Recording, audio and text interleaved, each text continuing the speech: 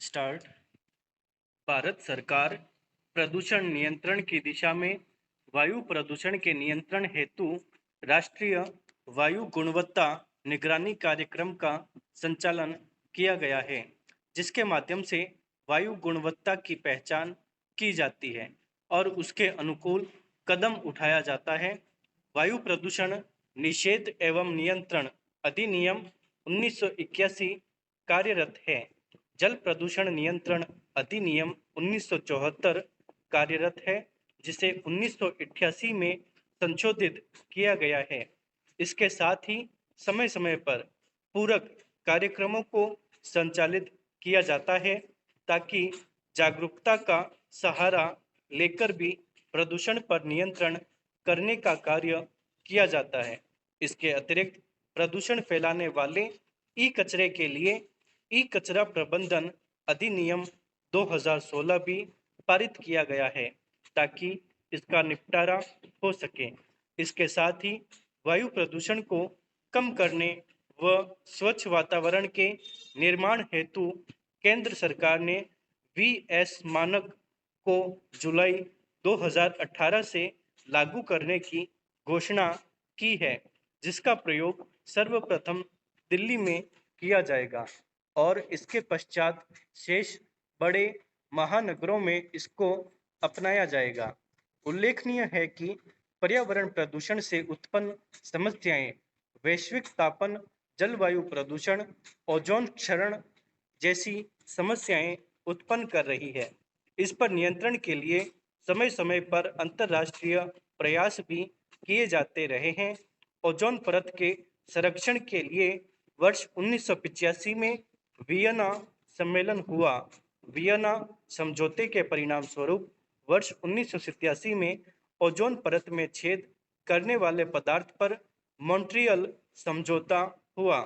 इसके बाद वर्ष 1990 में जापान में क्योटो प्रोटोकॉल में तय किया गया कि विकसित देश पृथ्वी के बढ़ते तापमान से दुनिया को बचाने के लिए अपने यहाँ ग्रीन हाउस गैसों के उत्सर्जन में कमी लाएंगे।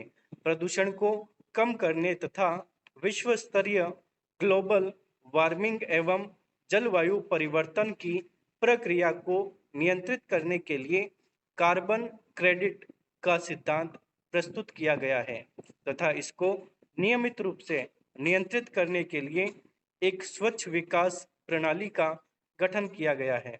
नवंबर 2007 में संपन्न आसियान के 13वें शिखर सम्मेलन में ऊर्जा, पर्यावरण, जलवायु परिवर्तन तथा सतत विकास को विचारणीय विषय बनाया गया।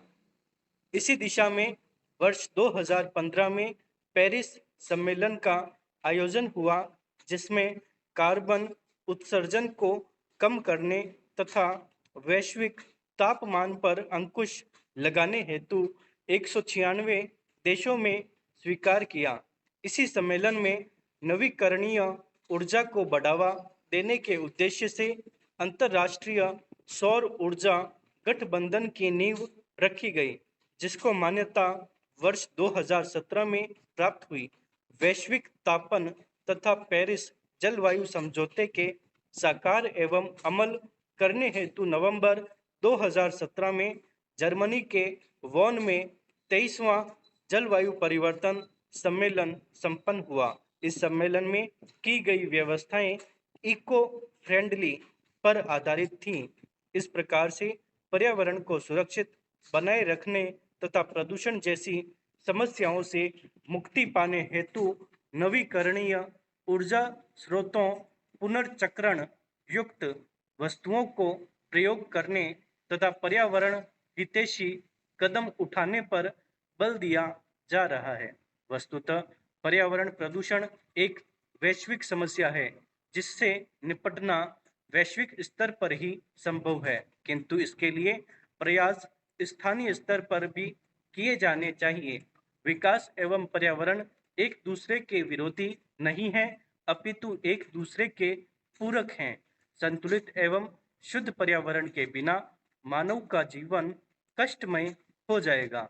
हमारा अस्तित्व एवं जीवन की गुणवत्ता एक स्वस्थ प्राकृतिक पर्यावरण पर निर्भर है। विकास हमारे लिए आवश्यक है और इसके लिए प्राकृतिक संसाधनों का प्रयोग किया जाना भी आवश्यक है। किंतु ऐसा करते समय हमें इस बात का ध्यान रखना होगा कि इससे पर्यावरण को किसी प्रकार का नुकसान न हो। पृथ्वी के बढ़ते तापमान को नियंत्रित करने, जलवायु परिवर्तन को कम करने के लिए देशी तकनीकों से बने उत्पादों का उत्पादन तथा उपभोग जरूरी है। इसके साथ ही प्रदूषण को कम करने के लिए सामाजिक तथा कृषि वानिकी के माध्यम से अधिक पेड़ लगाए जाने की भी आवश्यकता है।